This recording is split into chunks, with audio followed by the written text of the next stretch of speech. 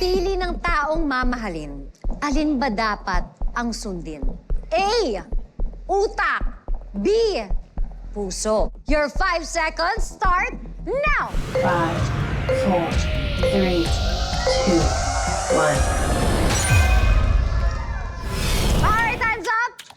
Madam Ara, what do you think about that? Ako sa tingin ko, utak.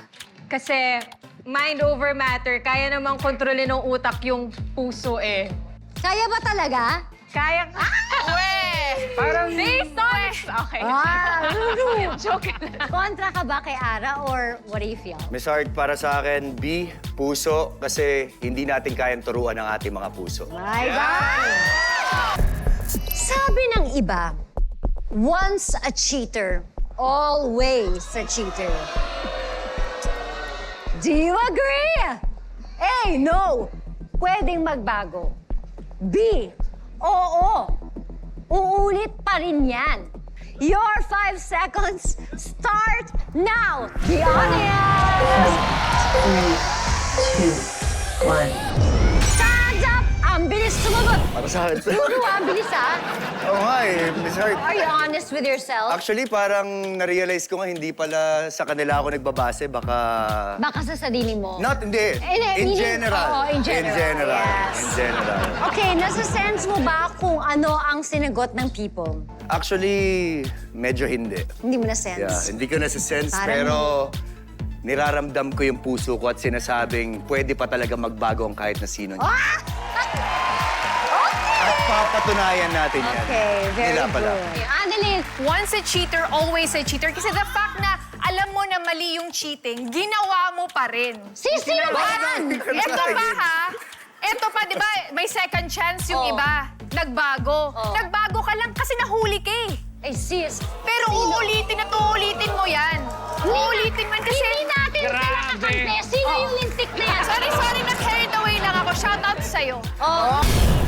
Hindi ka nasarapan sa luto ng asawa mo. Ano ang sagot na dapat mong sabihin kapag tinanong ka niyang nasarapan ka ba? A. Pwede na. B. Oo naman, love. C. Parang may kulang. Guys, you only have 5 seconds to answer, so go! 5, 4, 3, 2, 1. Time's up! Team Manara. Yung sagot namin sa tanong ay B, oo naman, love. And why is Parang that? appreciate na lang. Oo. Yes. At least, di ba, nag-effort siya. Yes. Pinagkukulan niya ng oras para gawin yon. Lagyan ko na lang ng asin. Yes. Tsaka Soy pwede namang sauce. mag-improve eh. Oo. Di ba? Pero i-appreciate mo muna. Team Rumi, anong ano niyo? Ang sinigot namin ay C, parang may kulang. Yeah. Kasi transparency ba? Like, honest lang, kasi ayaw naman namin sabihin Tama. na, oo, ang sarap, tapos uulitin niya.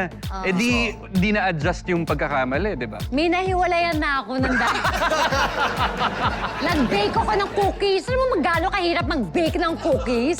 Pinawisan ako sa wala. Wala man lang ano. Tapos, pwede nga lagyan ng kulang na... Ay, hiniwalayan ko. Pero nag-thank you naman.